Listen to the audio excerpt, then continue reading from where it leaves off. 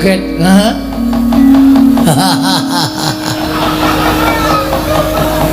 Anggir Antasena. Oh, Macilik. Anggir Garukaca. Iya, Paman. Anggir Antarja. Iya, kula Paman. Kok sami lenggah wonten ing mriki? Lho, rombong aku rombong aku, dadi kowe iki mau asline mung tak pancing. Aku asline wani karo kowe iki jane asline wedi. Ning kowe tak pancing kowe bungahe ngantil karo Bagong. Saiki lho wadya balaku. Samapta ing gati sawega ing diri. Arwane karo Bagong coba saja. Potol sirahmu. Musuh Ndara Garukaca sembur melonyo awakmu.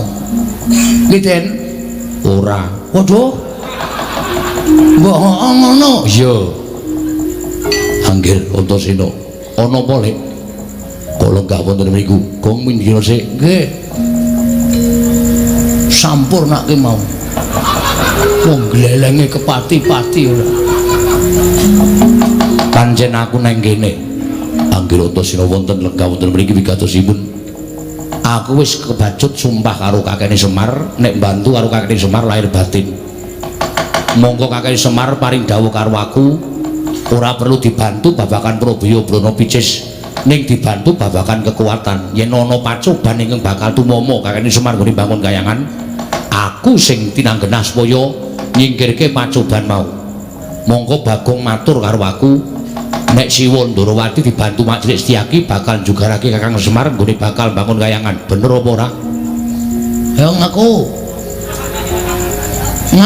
barang sing nakoni Antasena kok plendas-plendus kowe mau sing nakoni aku nglelengi raja malah Bagong pecah sing dadekke loro wonge papat kok mung dadekke loro nek ora oman piye Ih, pancen jatosipun ngaten nggih. Lek gandeng aku wis sago karo kakekne Semar, mongko aku ki jiwaning satriya. Nek nglencati apa sing dadi sumpahku, aku bakal nampa hukum saka sing gawe jagat. Mula nek Lek Setyaki, Paman Setyaki arep gawe rusak Karang Kadempel, luwih-luwih jugarake kakekne Semar nggone bangun kayangan.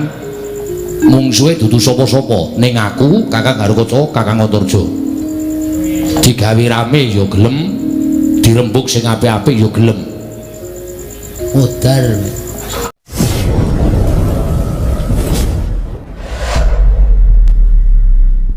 pun malih kok sampeyan Bathara Guru sing dadi sembaning para titah tekan riki menging karepe Semar. Monggo gegayuhan kula niku apik, gegayuhan kula niku becik. Kula nek gegayuhan apik sarta becik, aja kok sak pepadaning titah sing elek-elek karo Semar. Lah mbok dewa kayangan kon medhun kabeh teng riki, mboten ajeng kula paelu sinuwun.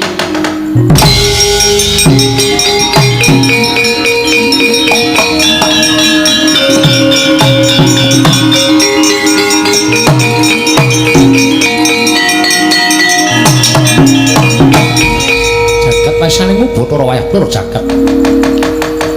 Dadi ngono to karepaning Semar Badranaya. Yen ngono wis ora ana tandha tresnamu karo Ndarawati. Yen ngono wis ora ana tandha ngabektining Semar Badranaya kalawan nata ing Ndarawati. Aku kuwi sesembahmu, aku pepundhenmu Semar.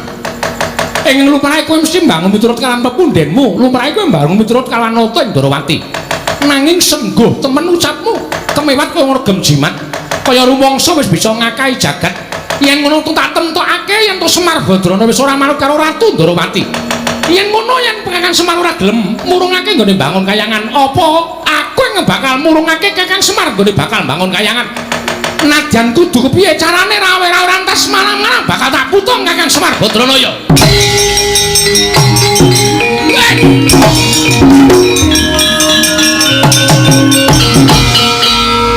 Ngopo Gong arep jengklik kesangkut. Ha kok dadak kesangkut. Kurang trampil haprahi 5 dina. Ha iya. Keprigel aku suda iki. Waduh. Arep ngopo kowe maju? Arep mangsuli sinuwun Ndarawati. Bagong iki perkaraku. Iki ya perkaraku kowe bapak kowe. Kowe wong tuaku Pak. Rumangsane nyepelekke karo Semar. Semar ki bangun kayangan ora mung pisan iki. Semar ki bangun kayangan wis bola-bali. Biyen jaman Semar isih ngrekoso. Ta Pak, panen dele. Bali panen dele tukoke cagak siji, nggo panggo bangun masjid kono, masjid kene, masjid kene. Sapa sing ora kepul tangan Budiro Semar? Oh ta Mir? Mbok Pak ngono Mir wae. Ya. Aku mung arep bangun kayangane kok ana pepalange, rumangsaku kok dumeh dikongkon Bathara Guru kok arepe terus menangan dhewe. Bagong wer ngopo? Lho, arep nesu. Nesu karo sapa? Lho, karo kowe. Kowe gelem ora tak nesoni? Aku ora ana perkara karo kowe ning karo bapakmu. Sinuwun. Ampun kaya ngoten sinuwun. Sampeyan kok terus ajeng menggak karepane bapak lembangun kayangan. Bapak niki duwe niat apik lho. Wong duwe niat apik kok dibebeda, wong duwe niat apik kok diganggu. Arepe pripun kula nyuwun prisa nyuwun pangapunten. Apa ya? Ora kaya omong ora jelas kok. Kula nyuwun prisa karo sampean. Karepmu piye? Sir sampean pripun? Bapakmu kudu leren nggone bangun kayangan. Ora iso, wiwite urung kok leren. Ya Mario. Tenang Mas, tak bantu Mas. Wong aku iki karo bapak sayang, bahwa aku tresna karo bapak. Nganti aku dadi letkol kaya ngene iki nek ora saka bapak ora bakal iso kelakon. Letkol apa? Letkol Sukino. Ayo. Aduh engko nek ngetokke banci jenenge Sukini terus ora apa-apa. Rumangsane padake ora. Sapa sing ngagro-agro bapak? Aku sing ora trima. Aku sing ora trima pokoke. Nek sinuwun Darawati ajeng kepareng bebeda karepe bapak nek kudune lho, kudune sampeyan niku kudune niku bijaksana. Kudune sampeyan niku ngenggoni rasa rumangsa. Sampeyan karo bapak niku momong para Pandhawa. Nek Semar duwe gegayuhan, kudune nata Darawati niku nyengkuyung, ora kok malah bebeda. Tor niki lak dienggo kabecikane negara Ngamarta. Ora dienggo kabecikane bapak dhewe. Niki ora gegayuhane pribadine bapak. Neng bapak golekke anu dibantu reng golek anu. Kuwi kata-kata ya ora apal. Kabagyaning wong liya, kabagyaning wong liya. Sing bapak dhewe wani ajar-ajar ya, Pak. Demi masyarakat karang kadempel. Lah negara Ngamarta. Lah kok sampeyan sing rumangsa dadi pujangganing para Pandhawa kok malah menggak karepe bapak ming perkara sampeyan manut karo Bathara Guru. Aku ngerti silsilahe. Kresna iki sapa? Kresna iki sing Sang Hyang Bathara Wisnu. Wisnu iki sapa? Wisnu anake Bathara Guru. Mula anak kudu manut karo bapak. Nek aku salah. Ora sak teruse wong tuwa ki bener. Ngono? Ja omong kok meneng wae ta iki? Nek bapakne ngakon bab sing ora apik, anak ki ngelekke, ngono lho. Dielekke, Pak, ngene iki ora apik. Ngene iki apike ngene, ngono. Ora kok ming sendika, Pak. Anak mbangun miturut dawuh bapakne, lek aku ngelek colongke telo, mangkat. Aku salah. Kok ngono kok Semar arep bangun kayangan kok dumeh dikon karo bapakne Bathara Guru kok. Wisnu, Semar dipenggal aja bangun kayangan mergo ngembari marang kayangan Suralaya. Bapak ki ora arep gawe papan sing magrong-magrong ki ora. Ning bangun moral, jiwa, pri kemanusiaaning para masyarakat Ngamarta. Pri kemanusiaan ki apa, Gong? Hah? Pri kemanusiaan ki apa? Ya ming manungsa ketemu peri. Kowe iso omong ra iso ngandhake kok. Moral PMP. Waduh. PMP pendidikan moral Pancasila. Kuwi wis ra ana ning atine masyarakat, mula arep ditukulke meneh karo bapak. Aku kowe kok nyarusiku.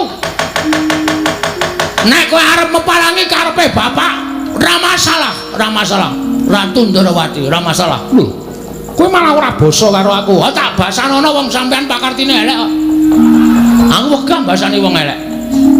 Lho yen ngono kowe wani karo Kresna. Lho. Aja kok sampean.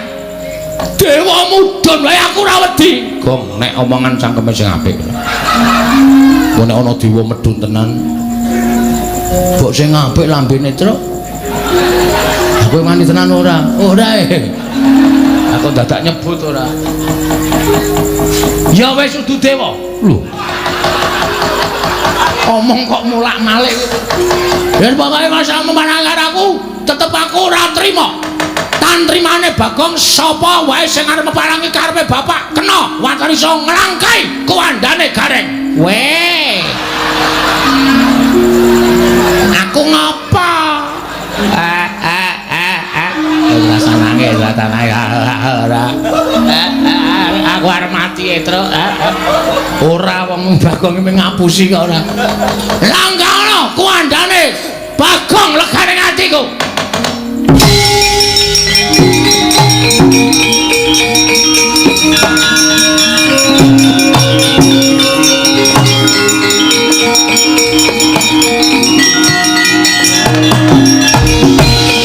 Bagong, non.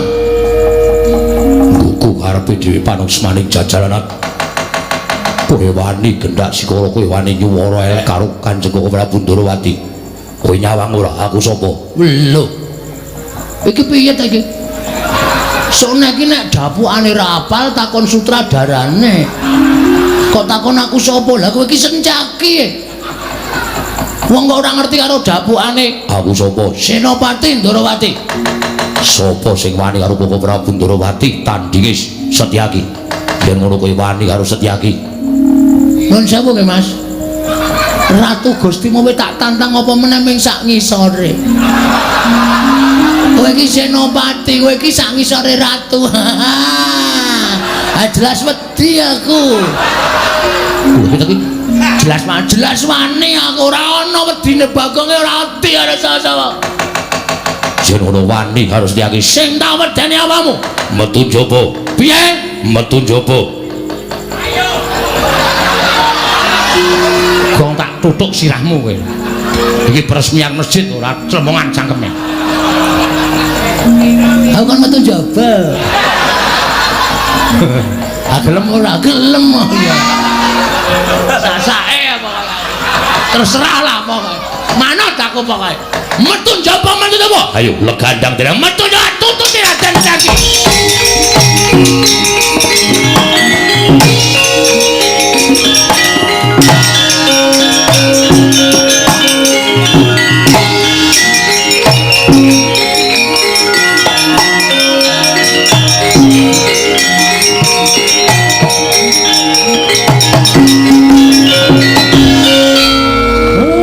Bagong ora pisan ora pindho gawe perkara. Aku gah nek kon ngewangi perang musuh Ndara Sencaki. Aku gah kong nek kon ngewangi perang musuh Ndara Sencaki gawe wong ampuh. Ora usah do melu-melu. Tak lakonane dhewe. Kowe kalah. Sing ngomong sapa Pak Giri Lusi jalma tan kena kinira. Cacing kae kala mangsa iso tekan pucuk gunung mula aja sok ngembe karo wong, aja sok ngilani karo wong. Aja tok sawang blegere mung wujud Bagong kaya ngene. Sawangan, Pak. Aku ning alun-alun. Alun-alun ngendi arang kadempel kok alun-alun. Lamangan bal-balan. Aku gelut karo Sencaki kalah trima suduk salira. Nek pancen wani kowe nututana Sencaki. Sik. Lho. Kok kowe sik piye? Awak dhewe jane ndek jagon. Lho. Sapa jagone? Ki do ngopo ya ning mburi iki? Ngandel ora. Iki mbakoku. Malah go uduk-udukan. Dudu aku Bagong Yayi Antasena. Wah, ora iso. Kowe nglinting kok sak jempol-jempol. Boros. Ana apa? Mriko, tindak mriko. Wah, wis. Malah wis ganti training barang arep gelut e. Lho, arep gelut karo sapa? Riki tengok riki tak kandhani. Satria-satria jare mau sore Kakang Semar tak bantu lahir batin. Yen ana apa-apane kekuatan aku bantu kekuatan. Omong apa kowe? Bareng kene geger kok malah do udut-udutan. Mbako larang e. Mbakule njaluk kowe. Weh ngawur. Le tuku, le nyolong. Wah. Nyolong kok pamerke. Nyolong karo kanca? Iya. Wah, isih metu kebule irunge. Sajake enak tenan udute.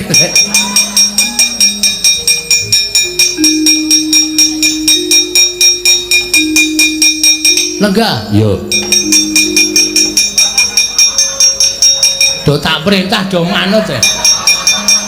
Dadi lakon bengi iki. Aku kok dadi kong iki bentuke iki. Klerune jupuk e. Piye ning opo, Gong? Niki wae Sinuwun Darawati rawuh. Oh. Terus Sinuwun Darawati jebulna didombani karo Pukulun Bathara Maningkem. Manik Maya. Saka Kahyangan Surabaya. Suralaya. Dukale mriki numpak pramek napa ora ngerti. Ning pokoke tekan kene utusan karo Sinuwun Darawati. Sinuwun Darawati kon nanjing kali Bapak Semar merga Pukulun Bathara Guru rumangsa kawatir nek Semar niku ajeng bangun Kahyangan ngembari panguwasane ngiwang Pikulun Bathara Guru teng Suralaya. Lho. Lah apa kakene Semar ora mblabari utawa ora matur marang Siwa Ndarawati nggone bangun Kahyangan iki ora mbangun wujud papan sing magrong-magrong. Empun. Ning tetep Sinuwun Ndarawati ajrih kalih Sing Bathara Guru dawuh karo Semar tekaku ana ing papan kene supaya kowe murungake nggone mbangun Kahyangan. Wah, Semar muring. Wah, kalau bangun Kahyangan sampeyan iku kudune titis wis werna-werna bla bla bla bla. Yo. Nganti samantara Sinuwun Ndarawati ngentut ngendikake nek nganti Semar ora murungake nggone bangun Kahyangan aku sing bakal murungake. Tratap sing mak tratap kula nesu maju mengarep. Terus Sinuwun Ndarawati tantang.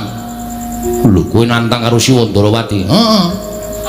Ayo ben mangkel kok. Semar arep dikaco. Terus iki Sinuwun Ndarawati nanti metu jaba. Sinuwun Ndarawati metu ning jaba. Karo sapa kancane? Raden Janaka. Karo meneh Raden Setyaki. Sing ora trima Setyakine maju mengarep malang krik brengose obah kabeh. Aku ya ora wedi brengos ya tak obahke. Endi ki ora dibrengos kok. Wah tutuk ndase bener. Obah ndut-ndut ngono. Brengos kok ndut-ndut.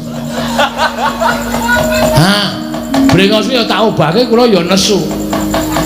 Terus dadi tantang-tantangan. Ndara Setyaki bakon nek wani karo aku metu njaba. Oke. Apa tak turuti karemu belajar metu njaba kabeh. Lah terus kowe nyeluk aku sampean mau muni piye? Sing endi? Sing kowe mau nek aku mbantu karo Semar mbantu kekuatan. Ha iki pacobane Sinuwun Ndarawati Ndara Janaka karo Ndara Setyaki. Saiki ngene. Ndara Antarsena Ndara Garkaca Ndara Antarja tak du karo Ndara Setyaki karo Sinuwun Kresna wani apa ora? Nek entuk paliyale bapakmu aku wani. Nek bapakmu ngelilani aku wani. Men, ngomong men. Setan tenan kok. Pancen setan tenan. Lho kowe kok yo. Aku to men.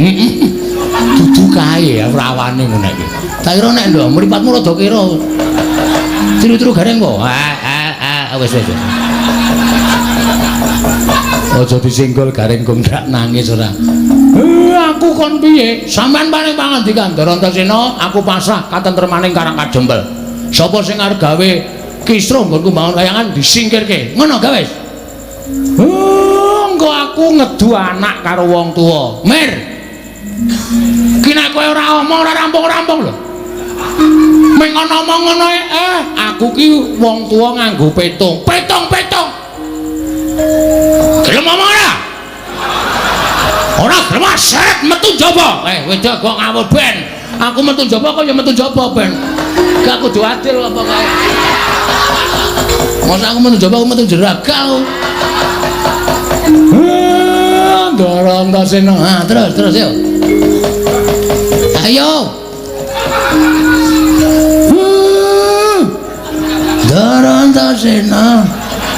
Kula pasrah kan tentremaning Karang Kadempel. Sinuwun Darawati mangundurke. Pon omong sing ngomong cangkemmu. Cangkemmu boleh ra jamak-jamak ketara ya. Ngerti? Ayo wes. Den. Nek pancen kudu kaya ngeten lakone nggih pun dilakoni mawon. Merga kula niku duwe saloka sing becik bakal ketitik, sing ala bakal ketara. Nek Sinuwun Darawati duwe niat jahat, duwe niat ala karo Semar mesti ketara. Sampeyan nek belani karo tumindak sing apik diayomi karo Gusti sampeyan, Ndara.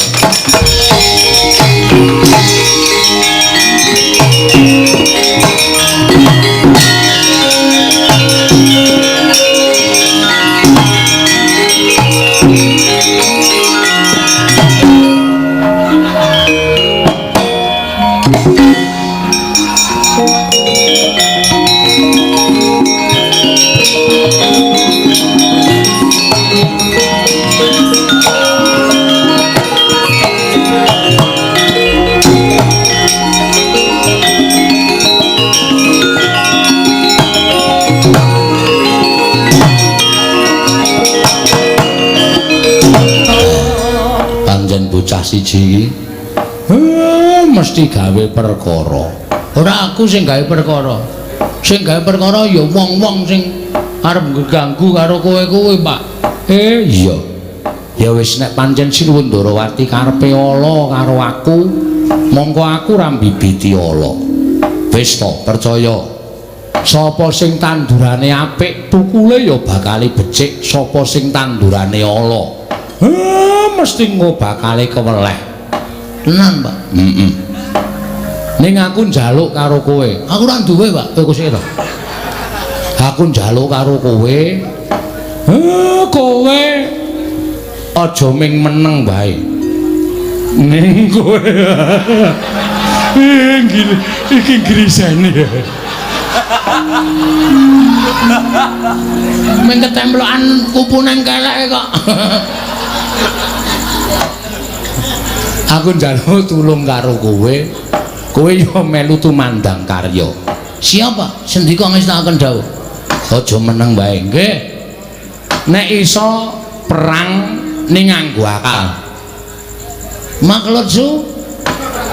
Maksudlu karepku perang ning aja nglarani. Nek iso nganggo budidaya, ego pertikel piye carane mungsuhe kalah. Ning kalahe kalah wirang, ora tatu, ora lara. Oke, mengko gawene, Pak. Iya. Ngaten sampun cekap. Kula matur sampun Bapak Semar. Menawi lepat diagung pangaksami keparang medal Jawi mbibaraken para kawula ing sampeyan gantung sibo. Nah, kowe iki nek gelem basa apik ya apik. Ning nek wis omonganmu sak karepmu dhewe iki kaya ora weruh tata krama. Tapi ini Pak. Tapi ini piye? Ini apa niki ungkapan hati masyarakat kecil seperti saya, Pak. Iya. Terus Bagong Anggriya ngono wis ora iso dilekke tenan. Rumangsaku kok iya. Petro, dalem, Pak. Petro.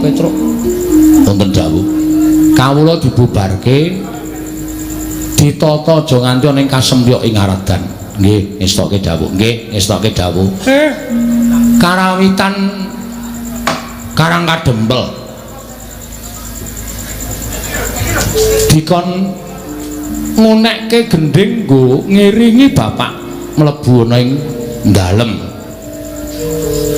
Kasemarang.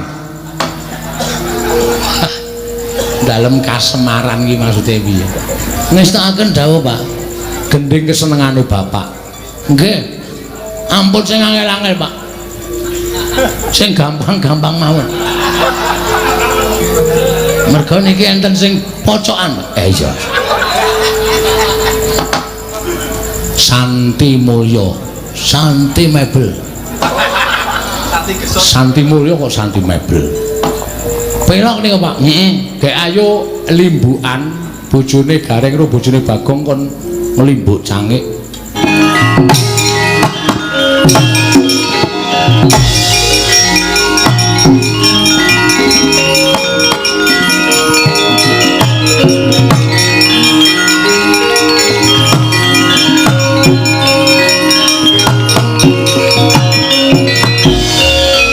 Nututi lamun katututan lamun mangsa prawira diktaya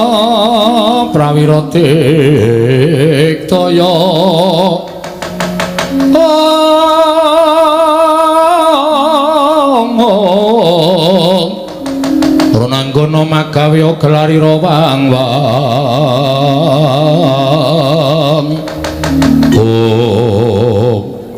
Bagong non kok malah ucul kelambi nyandang nganggo kathok abang iki sandangane wong gelut lho sandangane wong gelut piye kula nek arep perang pancen sandang aku ngene iki tegese wis wani tenan lahir batin karo Setyaki sing tak wedeni apamu Mas wis kebacut ngibarate nyabrang kali wis tekan tengah maju ya klebus mundur ya klebus luwih becik ndodok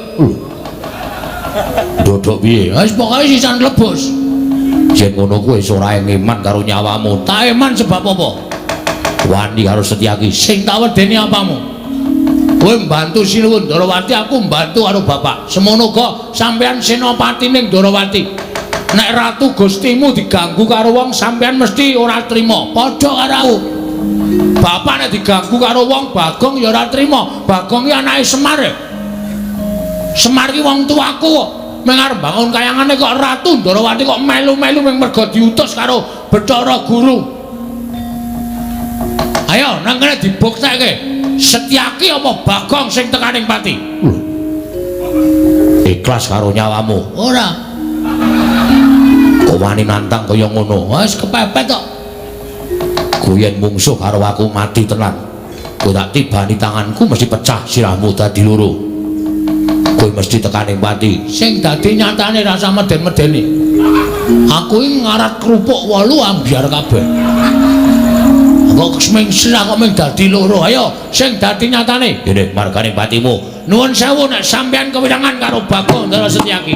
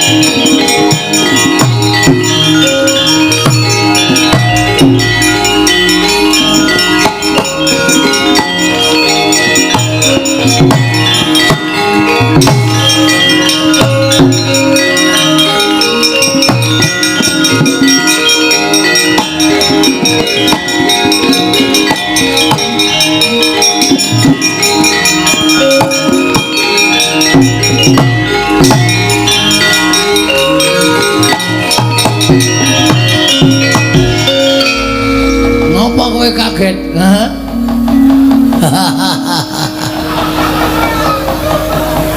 Anggir Antasena oh Macilik Anggir Garuwaca iya paman Anggir Antarja iya kula paman kok sami lenggah wonten ing mriki lho rombong aku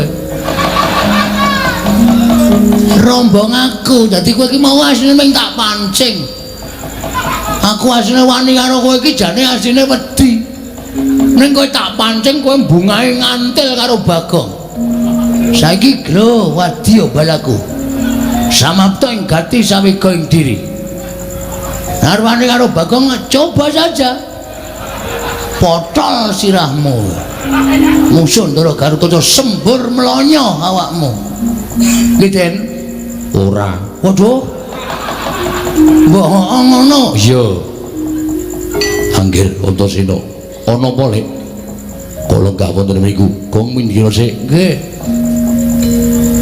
sampurnake mau wong glelenge kepati-pati ora pancen aku nang kene Anggir Antasena wonten lega wonten mriki wigatosipun aku wis kebacut sumpah karo kakene Semar nek bantu karo kakene Semar lahir batin monggo kakene Semar paring dawuh karo aku ora perlu dibantu babakan Probaya Brana Picis ning dibantu babakan kekuatan yen ana pacoban ingkang bakal tumama kakene Semar nggone bangun kayangan aku sing tinanggenah supaya nyingkirke pacoban mau monggo Bagong matur karo aku nek Siwa Ndarawati dibantu Mak Cilik Setyaki bakal jugarake Kakang Semar nggone bakal bangun kayangan bener apa ora ya ngaku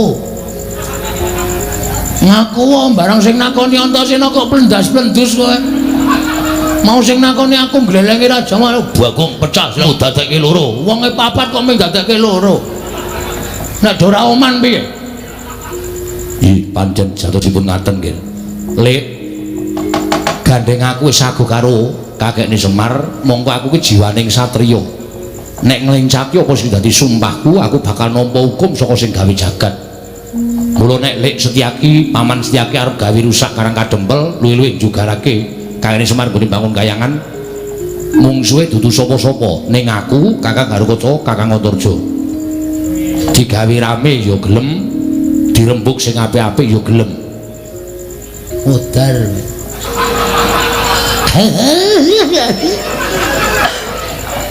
kene ya pucet kowe minggat sik ora usah kan cerewet kowe arep ngece ora usah ngece ayo lunga nggih teng mriki mawon ning aja omong lho kok manusa ora entuk omong ora usah nyaur saur manuk oh nggih wis ngene wae saiki Mak Cilik arep kepiye carane aku ming manut Kakang Garuda ya samapta Kakang Antarja samapta tur meneh aku tak nyuwun prisa karo Mak Cilik nek kakene Semar arep duwe gawe bangun kayangan kok sinuwun Prabu Ndarawati Siwa Ndarawati jugarake kakene Semar monggo ming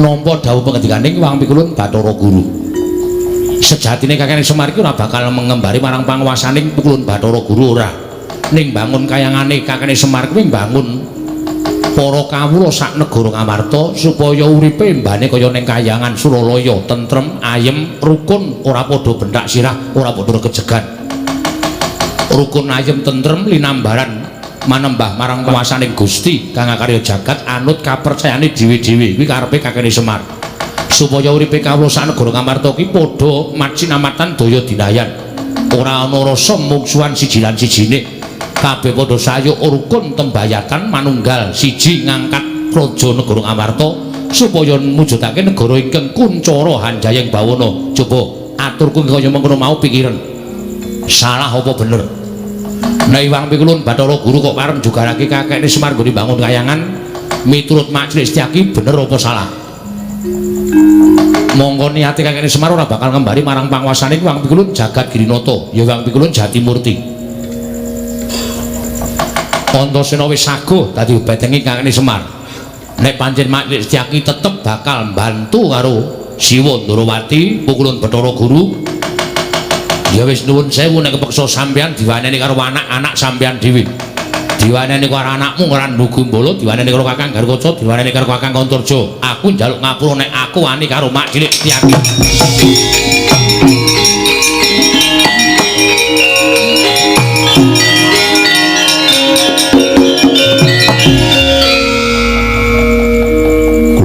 pangapunten bareng boten nggih. Lho, njaluk ngapura perkara apa?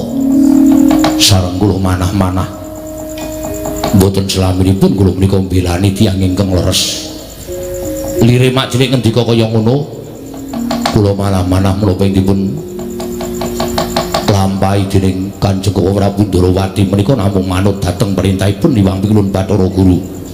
Monggo nyatanipun sareng kula midhanget ngendikanipun Anggir Antasena menapa dipun lampahi dening Kyai Semar menika leres mboten nedya ngembari dhateng panguwasaning para dewa. Nah, syukur nek sampeyan eling tegese ning kene ora bakal ana peperangan sing gedhe.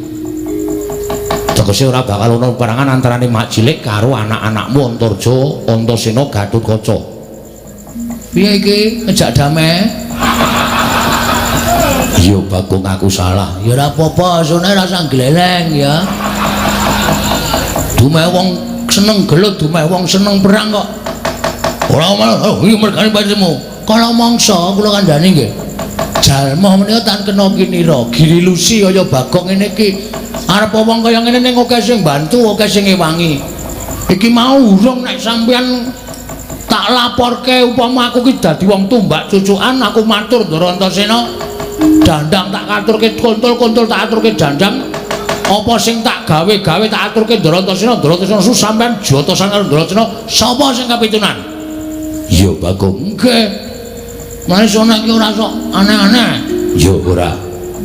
Piye terus arep iki madeg dhewe apa bergabung? Aku manunggal karo kakekne Semar. Ah, iki mau ngene peraturane.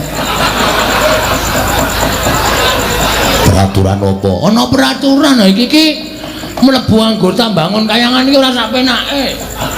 Ana peraturane. Peraturane piye? Syarate iki mau Ndara Antasena, Ndara Gatotkaca ya maringi aku. Mene ya apa? Lho, tiket bergabung. Apa iya? Aja seru-seru. Piro? Mana cahe kelase? Paling sithik 350. Yo aku dadi siji. Nyo tak bayar kenceng. Nah, tetep saiki wis dadi ditulis sebagai anggota Linmas Karangkadempel. Yo Bagong, boleh bergabung.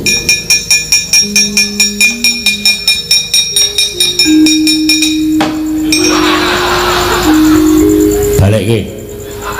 Apa tau? Mbok ora masalah. Ora ana sing menehi Bagong lik, jaluk Jaidan. Kiri Bali. Oh, meng mampir tok. Ndekno aku dijaluki. Aja sok njaluk ngono iku isine-isine ora dicukupi karo bendaramu. Nggih, nyuwun ngapunten. Terus niki sapa sing ajeng methoke Sinuwun Ndarawati cobi? Sinuwun Ndarawati niki panek Ndara Setyaki ora iso mbondo kula, ora iso ngrangket kula sing ngunak-unaki Sinuwun Ndarawati panjenengane mesti duka. Sapa sing arep lawan Sinuwun Ndarawati? Bagong. Nun, Koko Prabu aku sing methoke. Koko Prabu Nadu arep karo aku ora bakal mentolo karo aku. Nah, ngono ki tegese mbelani tenan. Nek sampean mengko didukani Sinuwun Prabu Ndarawati, wis ben tak lakonane. Nek dipecate dadi senopati, aku melu Kakang Semar. Waduh, nyuda jatahku iki. Anggota anyar nguda jatah cilaka iku. Wis ngrekoso. Wis ora usah cerewet diwangi meneh kok tak pethuke kok ora Ndarawati. Nek yo melu nggih ngestoke dawuh. Ayo pethuke Bagong. Monggo.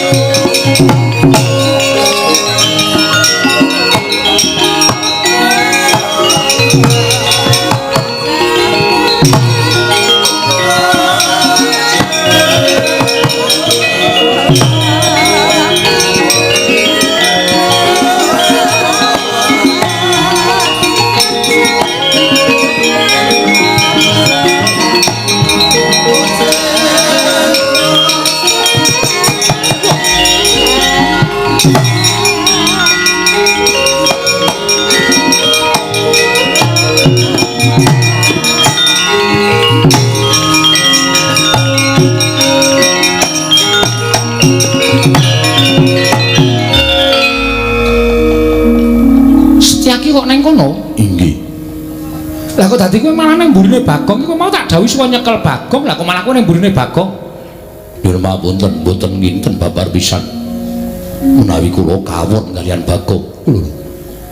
Si Adi kalah karo Bagong. Kawon.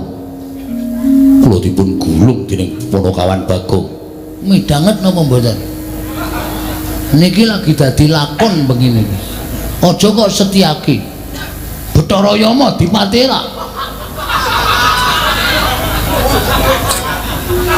Edan tenan. Ya mau dipati iki dewa tukang jabut nyawa. Lho, kula njabut untuk kulino.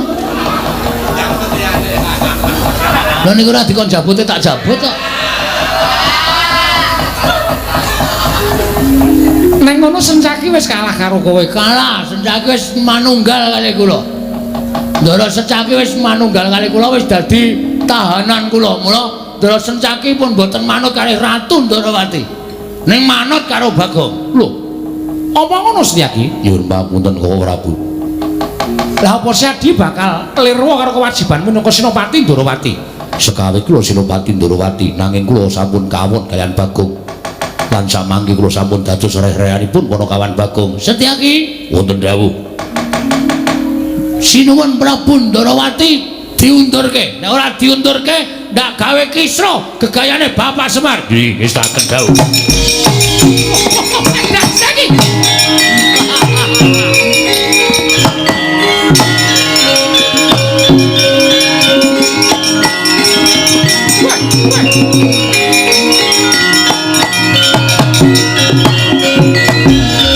Kowe iki piye? Aku ki ratu Gustimu kok tak junjung sapenake dhewe. Kondur. Lho, bali piye? Sampun ngantos ganggu kalian pun Kakang Semar.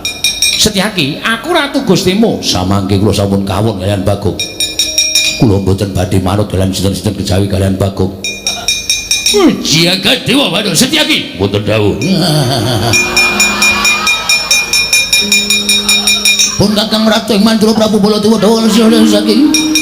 Undurna Nyai Kresna. Niki ngestaken dawuh. Kowe lah edan tenan iki. Iki lakon apa lah kaya ngene iki? Mundur boten. Setyaki aja kaya bocah. Mundur boten, boten mundur. Paribaksa kula ingkang kunduraken. Weh lah karepe dhewe.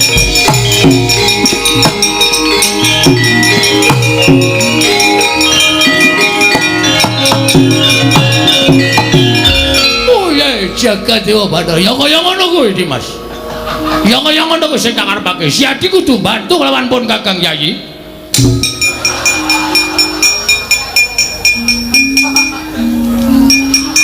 Diketake ndasku. Mergane wis tresnane wis lunga, aku isih acting. Ha wis cilaka. Wo, lah edan tenan. Truk. Iki ngapa e? Ora tok celuk kok. Ngapa? Wo, bener kok. Bener piye? Sinuwun Ndarawati jebul pancen sing ngetutke Bathara Guru. Ketarane. Lah kae lho ketemu karo wong numpak Pijawa nggawa stop map. Iki Umar Bakri, wudu. Bathara Guru kok Umar Bakri.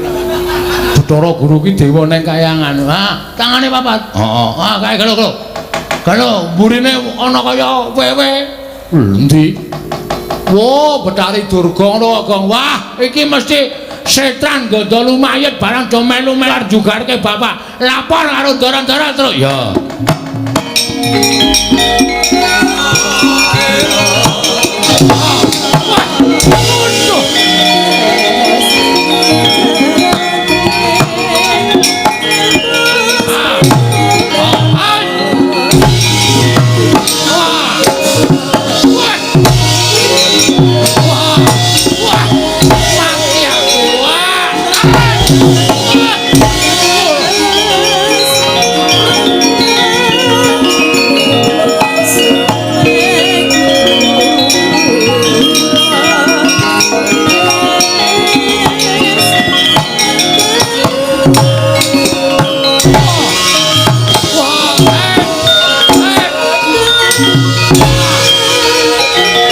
Aja mlayu.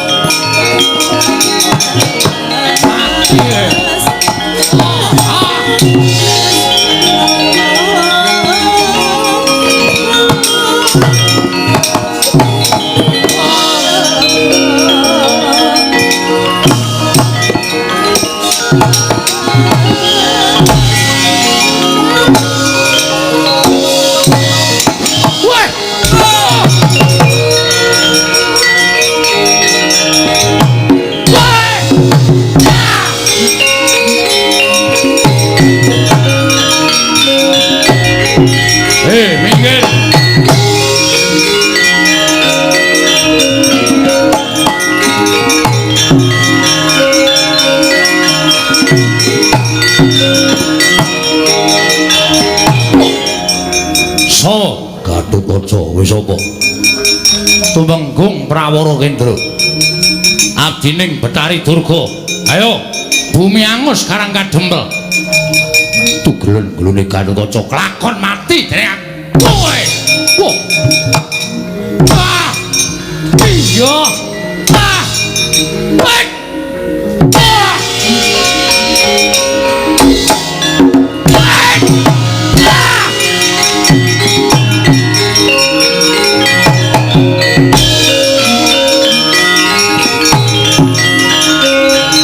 Nikas Jangga. Nggih, Mbak. Piye mungsuh Semar menang apa kalah? Semar mboten izin. Lho, Dipun bantu dening anak-anak Pandhawa. Kula pinanggih kalian Setyaki. Setyaki. Nggih. Jebul pinanggihipun nadyan kula menika sampun dados abdipun Betari Durga. Diwaning panggoda pangrencana nanging nyatanipun kula kawon kalian titah sewantah nami Setyaki. Kaya mungsuh Sencaki. Bejo kowe ora modar. Sencaki ki wong gaweane gelut. Gek kowe iki lagi minyik-minyik. Prajurit durung tau perang ming lagi latihan tok kok wis perang. Ana mundur ana. Nggih, Mbak. Wah, edian. Tangane antepe ra jamak-jamak. Ming cilik ning kok antepe. Dilatih kok. Ana iki olahraga saben dina kowe ming madang wae. Sembuyane wong dandang mangure kok anggere ketemu kok ming madang. Ramadang. Semapa? Semboyan kaya ngono kok dipeng-pengke ora. Mati kula, Mbah. Sumbang Suanu Prap. Sapa jenengmu? Nggih. Kula pun Prawara Kendra. Nah, piye mungsuhmu sapa? Kula mboten tepung ning satriya Mambah Dirgantara. Mabur. Nggih. Dadane ngene murup. Nggih. Gatotkaca kowe. Gatotkaca. Heeh. Nyamber ki wonengen. Kula dicandhak rikane arep duncalke ning tangan kula nggondheli kampuhe. Ndasmu iki wis bejo. Mundur kana. Nggih, ngestakaken dawuh. Kula semanggaken, Mbah. Wis ora ana sing mangga kuliah.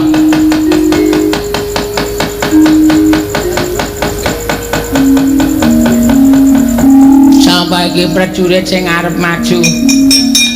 Yen lewat aku kelingan dubur kae.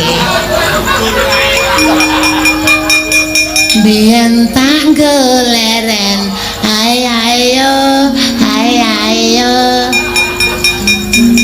Sukini nggih, Mbak.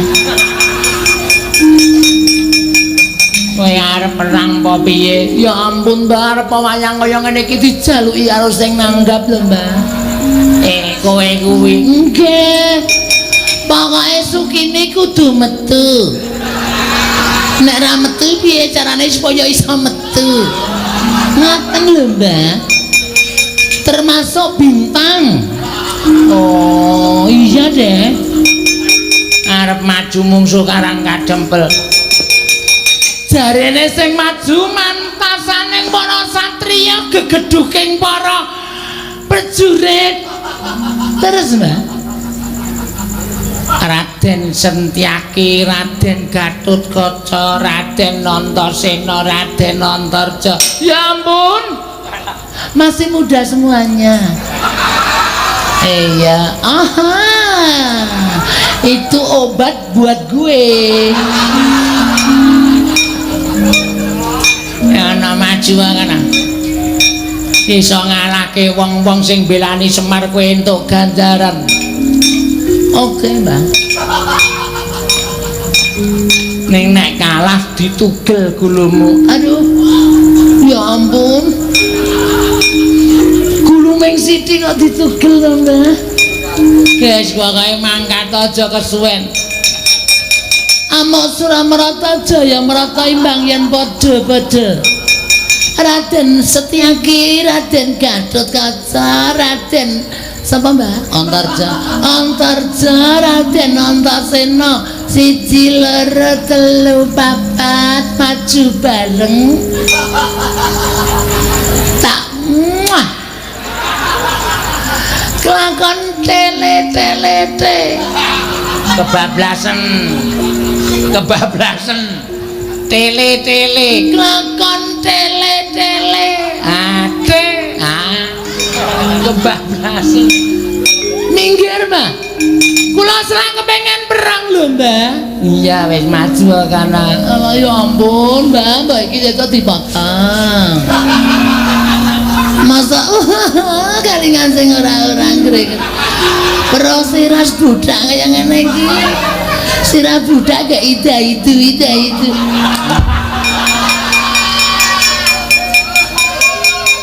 menungsa tatanan Setyaki Gatotkaca Antarja maju legane atiku iki Sukini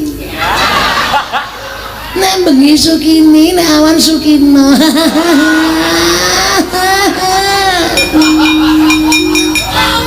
wedok kok brengosen kan bingung aku pancen jiwane lanang Mas tapi apa darahku mengalir perempuan iya dia mundur gilane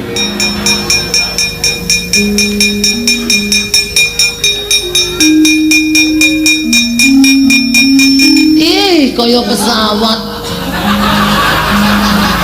apa? Kaya pesawat maksud ngono medhen sapa Mas ganteng banget ya ampun brengose ya ampun iki lho sing diarani piyai ganteng brengosen tur ora medeni tambalan bagus tambalan tibawan ya ampun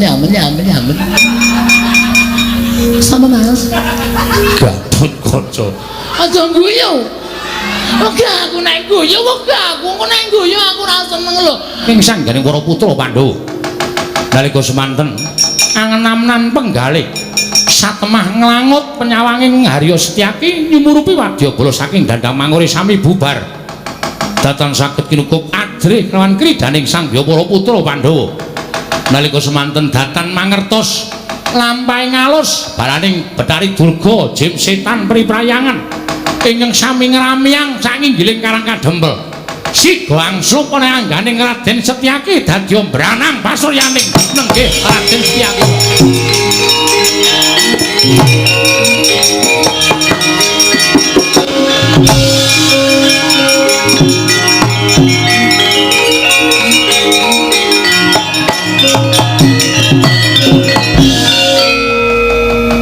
nalika semanten datan mubah datan musik dupa sinusupan jiwaning iblis wadyabalaning Sampandya Betari Durga nalika semanten saya suwe kate alabrit netraning Raden Setyaki ngero kaya yaksa balik nalika semanten siga nrajang wadyabala Karang Kadempel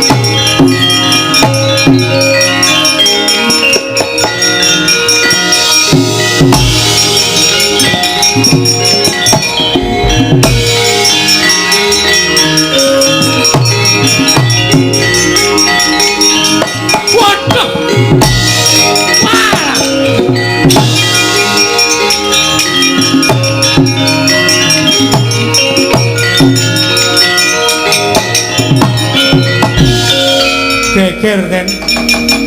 Lah kok dadi kahanane kaya ngeten iki terus pripun lajeng kula tumindak? Eneng apa terus? Wah, sampeyan iku ora kahanan karang kadempel musak masik mboten kanten-kantenan. Tangga teparo kula sing maune rukun do gelut dhewe-dhewe. Wong wedok do bengok-bengok jerit-jerit wah kaya wong kangslupan. Malah Ndara Setyaki kali Ndara Garukaca sami gelut piyambak-piyambak kaya ngoten niku pripun kanane niki nek mboten sampeyan tumindak geger karang kadempel. Weh lah dalah.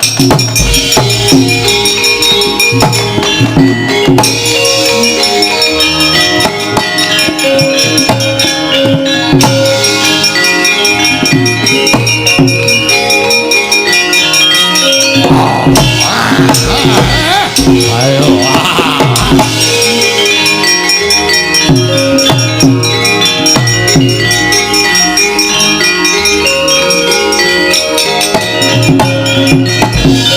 Wis candak to. Kanthi cara kasat mripat balane Betari Durga ora wani nerajang awake dhewe nggih.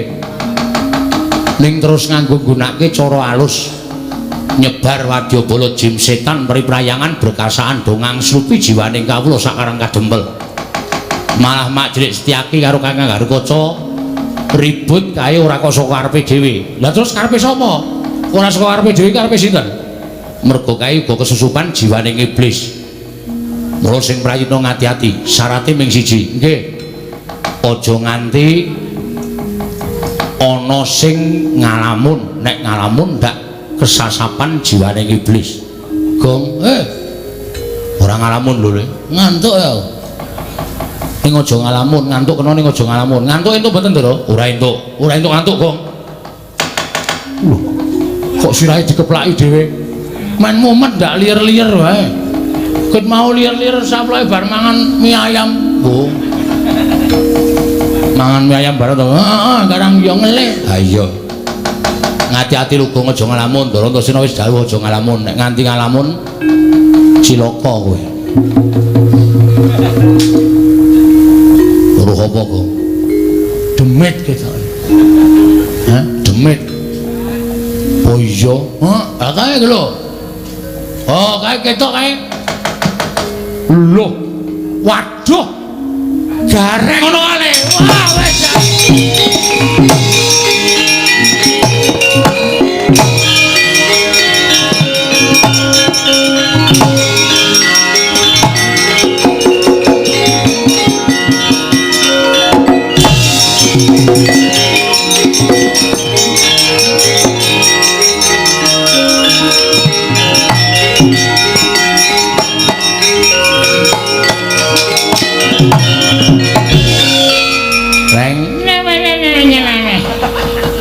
Tenang ora.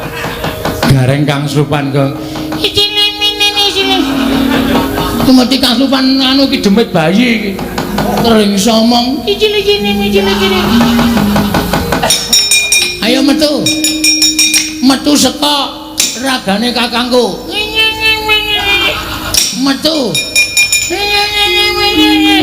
Metu. Gong jarine wong tuwa mbiyen. Heeh. Demit ki wedine nek diuser-useri barange wong. Tenane? Heeh. Oke. Wis sabar. Mun aku wae, Tru. Iya. Aku sing wis seminggu ra adus. Iya. Tak usah-usane ya. Iya. Ora. Hei. Oh, sorry. Oh, kebacut mambu kok.